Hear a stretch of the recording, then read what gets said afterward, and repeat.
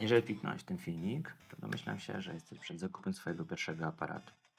Dziś opowiem Ci o swoich 5 czynnikach, na które ja zwracam uwagę przed wyborem swojego aparatu i obejrzyj do końca, bo uważam, że ostatni, który przez wiele osób jest postrzegany jako drugorzędny, w moim przypadku okazał się kluczowy.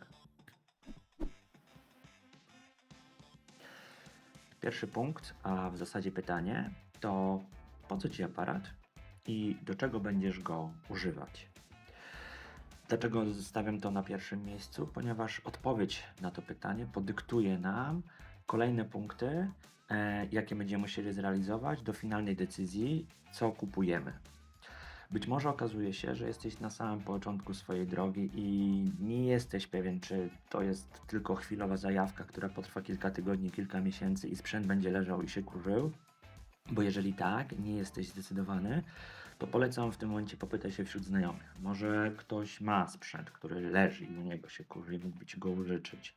Albo jeżeli nie masz takich osób wokół siebie, no to może warto byłoby poszukać sprzętu z drugiej ręki, który często jest bardzo dobrej jakości, ponieważ jakby w tej dziedzinie ludzie dość dużo wymieniają się sprzętami. Co rok, co chwilę wychodzą nowe update'y, lepsze korpusy, lepsze obiektywy i chcą przechodzić level wyżej. Dzięki temu Ty możesz na tym skorzystać i kupić sobie naprawdę przyzwoity sprzęt w bardzo miłych pieniążkach. Jeżeli jednak jesteś na tym etapie, że nie masz od kogo pożyczyć i chcesz coś jednak kupić, należy nam po prostu rozpisać budżet. I oto w taki magiczny sposób przechodzimy do naszego kolejnego kroku, czyli budżet. Może zadawać sobie pytanie, dlaczego ten punkt nie był na pierwszym miejscu. A to dlatego, że jeżeli my wcześniej nie będziemy wiedzieć, po co nam ten sprzęt i do czego mamy go zamiar używać, to ciężko nam będzie jakby nawet zaplanować jakiekolwiek wydatki, jakiekolwiek koszta, na które będziemy chcieli przeznaczyć na nasz nowy sprzęt. Być może jesteś osobą, która nie planuje żadnego wielkiego rozwoju, bardziej chciałaby po prostu podnieść swoją jakość zdjęć na Instagramie, w albumach rodzinnych, a niekoniecznie planujesz wejść w świat fotografii, mocno działać, tak? I w tym momencie możemy całkowicie inaczej rozporządzać naszym budżetem i rozglądać się za całkowicie innym sprzętem. Tak czy owak, trzeba zacząć od fundamentu. Tym fundamentem będzie korpus. Korpus, do którego będziemy podpinać poszczególne obiektywy, jakby to będzie nasza taka baza matka. I od tego momentu musimy właśnie decydować się, czy chcemy wejść w format pełnej klatki, czy chcemy wejść w format APS-C, czyli tak zwany crop sensor. Dziś porozmawiamy o dwóch matrycach. Jedna to pełna klatka, którą używam tutaj w moim Lumixie S52X, i po drugiej stronie barykady mamy APS-C. Jeżeli zadajecie sobie pytanie, jak to wygląda normalnie, to już Wam wytłumaczę. Pełna klatka to jest nic innego jak cyfrowy odpowiednik klatki kliszy 35 mm. Natomiast APS-C to pomniejszony rozmiar o około 1,5 razy 1,6. To zależy już od producenta danego sprzętu. Jeżeli teraz sobie zadajecie pytanie, ok, jaki to ma wpływ na nasze życie, to po pierwsze finansowy, ponieważ APS-C jest dużo tańsze od pełnej klatki, i po drugie użytkowe. Już Wam tłumaczę, jak to wygląda. Zobaczcie, tutaj mamy piękną białą krawędź i to jest nasza pełna klatka. Natomiast jeżeli ja postawię aparat dokładnie w tym samym miejscu, ustawię tą samą odległość w milimetrach na obiektywie, tu w przypadku tego mamy 20 mm, to Wy na aparacie APS-C zobaczycie to.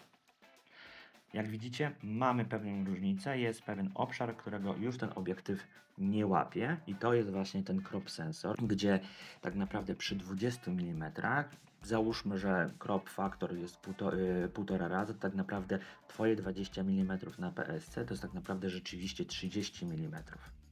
I jeżeli nam to nie przeszkadza, super. Właśnie w tym momencie zaoszczędziliśmy dużo pieniędzy, które można przeznaczyć na dodatkowe rzeczy do Twojego nowego aparatu, jak na przykład statyw, a może kartę pamięci, filtry i takie inne rzeczy. Musimy mieć tą świadomość, że wybór naszej matrycy jest kluczowy w kolejnych jakby krokach, które będziemy podejmować przy wyborach naszego finalnego sprzętu. Dlatego zastanów się 2 razy, czy wchodzimy w pełną klatkę i wydajemy więcej pieniążków, czy bierzemy APS-C i jesteśmy bezpieczni, jeżeli chodzi o wydatki. Ale jeżeli już jesteśmy przy kolejnych krokach, to teraz czas wybrać obiektywy, a dokładnie ich dostępność oraz ceny. Ponieważ każdy z producentów posiada swoje natywne obiektywy, swoją jakby taką stajnię szkieł, które pozwalają nam robić zdjęcia, ale inne firmy trzecie jak Sigma, Tamron i tak dalej też tworzą jakby zamienniki do danych aparatów w ciutkę tańszej cenie i nie tracącej na jakości, a czasami nawet można było zauważyć, że niektóre obiektywy firm trzecich tańsze wykonują dużo lepsze zdjęcia niż ich odpowiednik danej firmy. I tu pojawia się jakby mój pierwszy punkt, dlaczego odszedłem od Canona. Ponieważ Canon, wprowadzając swoją linię R, wprowadził też nowe mocowanie. Mocowanie ma rozwinięcie RF i oczywiście obiektywy są świetne, naprawdę dobrze działają, tylko mają jeden taki kluczowy problem – cenę. Nie ma odpowiedników RF, nie mogę kupić sobie Sigmy Tamrona na przykład z mocowaniem RF. Jedyne co mi pozostaje to albo kupuję natywne kanonowskie, albo kupuję stare obiektywy, które też są dobre, ale nadal to są stare obiektywy dedykowane do lustrzanek, plus do tego muszę już dokupić przejściówkę ze starego mocowania na nowe mocowanie. No i w moim mniemaniu zaczęło się robić trochę problematyczne. Po pierwsze, musisz mieć pewność, że każdy obiektyw będzie działał z Twoją przejściówką. Są różne przejściówki natywne od Canona, ale też są inne firmy, które zaczęły tworzyć te przejściówki, które też trzeba wpisać do budżetu, w razie czego. Do tego, jeżeli na przykład wchodzą nowe obiektywy, które chciałbym sobie kupić, no to już widzę, że Canon nie pozwala innym firmom ich tworzyć jako odpowiedników, jako zamienników. No i w tym momencie ja już mam problem, jeżeli chodzi o finanse. Dlatego to był jakby z moich pierwszych, jakby to by był mój pierwszy punkt, który pomyślałem, nad który mi zapaliła się czerwona żaróweczka. Oj, robi się drogo i idąc tym tropem będę wydawał bardzo dużo pieniędzy na rzeczy, na które no, nie chciałbym aż tyle wydawać. Druga sprawa, jeżeli już weźmiesz i decydujesz się jaki brand i że wiesz, że w danej marce mamy bardzo duży wachlarz obiektywów do kupienia, nasza wcześniejsza decyzja, czyli APS-C czy pełna klatka, będzie też wpływała na ceny danych obiektywów, ponieważ pełna klatka jest dużo droższa od APS-C, tak samo jak w body i tak samo w obiektywach. Jeżeli zaczniesz sobie wpisywać w Google ceny, to zobaczysz, że mamy odpowiedniki APS-C i odpowiedniki pełnej klatki i zobaczysz, że te ceny są po prostu kosmicznie różne. Dlatego to jest drugi faktor, którym tłumaczę zawsze początkującej sobie, zastanów się, czy na pewno chcesz ładować się od razu w pełną klatkę, czy może jednak spróbuj APS-C, potem w razie czego sprzedaj to i wejdź w pełną klatkę. To nie zmienia faktu, że jeżeli już mamy wybrany, że będziemy wchodzić w APS-C bądź pełną klatkę, podjąłeś decyzję, wiesz, że masz duży szereg obiektywów i wiesz mniej więcej w jakie koszta będziesz się ładować, to moim teraz jakby najważniejszym punktem, który mówiłem, że opowiem na samym końcu, jest system. Czyli w co będziemy właśnie wchodzić? Mamy na rynku kupę firm, które robią przegenialne aparaty. Sam osobiście zacząłem swoją przygodę od Nikona, potem miałem niechlubne 2 lata z Canonem, obecnie jestem z Lumixem. I dlaczego tak droga się potoczyła? Już Wam tłumaczę. Kiedy kończyłem zabawę z Nikonem, zrobiłem sobie przerwę fotograficzną na kilka lat. Doszedłem do wniosku, ok, za bardzo mi tego brakuje, chcę wrócić do tej pasji, zobaczmy co jest na rynku, wybiegłem trochę z obiegu, bo 5 lat bez aparatu to jest po prostu kilka dekad. Znaczy, oczywiście pierwsza moja myśl Nikon, jednak zobaczyłem, że Nikon, jeżeli chodzi o sprzęt i to co produkuje, odstaje bardzo mocno w moim mniemaniu od konkurencji i moja decyzja zaczęła się kręcić wokół Canona bądź Sony. Po prześledzeniu nastu filmów na YouTubie, czytaniu recenzji, sprawdzaniu list technicznych, co to te aparaty nie mogą zrobić, padł on jakby w mojej ocenie dobrze na Canon. Kilku moich znajomych, którzy są profesjonalnymi fotografami, właśnie używają Canony, wszystko fajnie, cacy, kupione. Pierwsze kilka tygodni super, bawiłem się, przyzwyczaiłem się do nowego systemu. Tu właśnie trafiamy do sedna drugiego, dlaczego przeskoczyłem z Canon. Ponieważ minęły kilka miesięcy, a ja dalej nie byłem przekonany do działania tego systemu. Nadal nie czułem tego flow, tej jakby takiej naturalności mojej z aparatem. Męczyłem się klikując to menu. Pomyślałem sobie wtedy, kurczę, może po prostu ten model jest taki sam, bo to nie była jakaś topowa linia.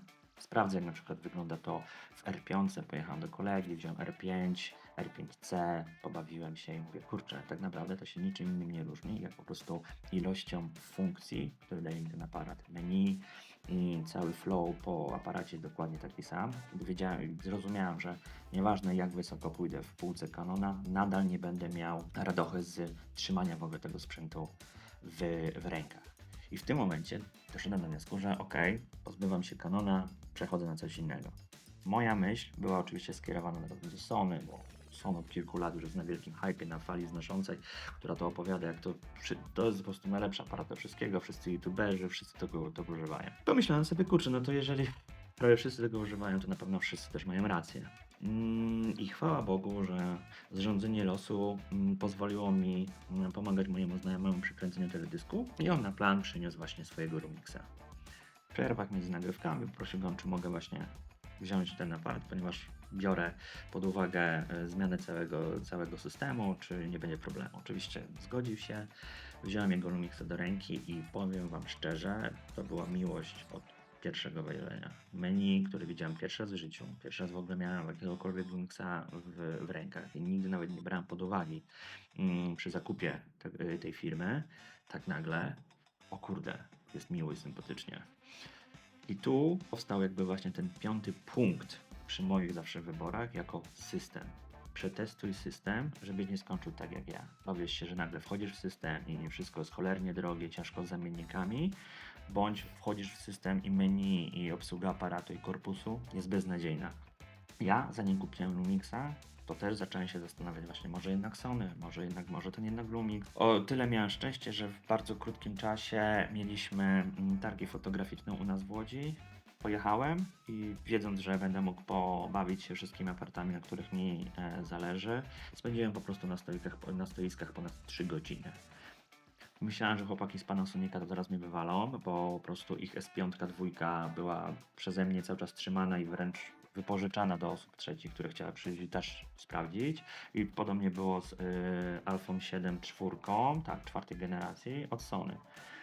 I po tych 3 godzinach, wiedząc, że będę wydawał bardzo dużo pieniędzy, wolę przemęczyć, że tak powiem, sprzęt, który mogę podotykać, podjąłem decyzję, że wezmę Lumixa. Obecnie jestem posiadaczem tego aparatu S5 II X od premiery, czyli od maja zeszłego roku i Tobie też będę radził. Zanim kupisz, zanim zdecydujesz cokolwiek, bo budżet budżetem, myślenie w komputerze, na YouTubie, wszystkie rzeczy są super, ekstra fajnie nam się zgadza, tylko jest jedna rzecz, której nam już ani recenzenci, ani osoby, które opisują dany sprzęt nie powiedzą, czyli nasze odczucie takie emocjonalne, jeżeli chodzi o sprzęt.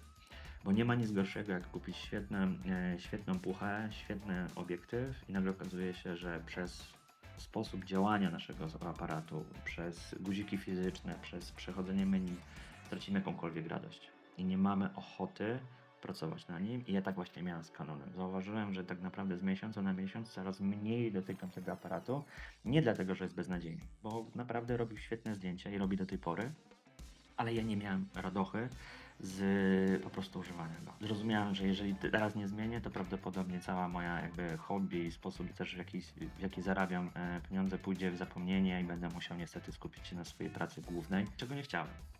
Dlatego pamiętajcie, po co nam jest aparat, jaką matrycę chcecie wybrać, jakie macie dostęp obiektywów, no i trzecie, Tu naprawdę polecam, przejdźcie się do sklepu. Jeżeli macie jakieś targi wokoło bądź w niedalekiej przyszłości, pojedźcie na nie i naprawdę przemacajcie te aparaty wzdłuż i wszerz. I zostawiam Was dzisiaj. Jeżeli uważacie, że film był wartościowy i coś Wam jakby rozjaśnił, jeżeli chodzi o Wasz wybór, super, dzięki, zostawcie kciukasa. Jeżeli macie jakiekolwiek inne pytania, oczywiście zostawiacie komentarze, czy to tu pod filmem, czy może napiszcie do mnie Instagrama, to chętnie z Wami porozmawiam.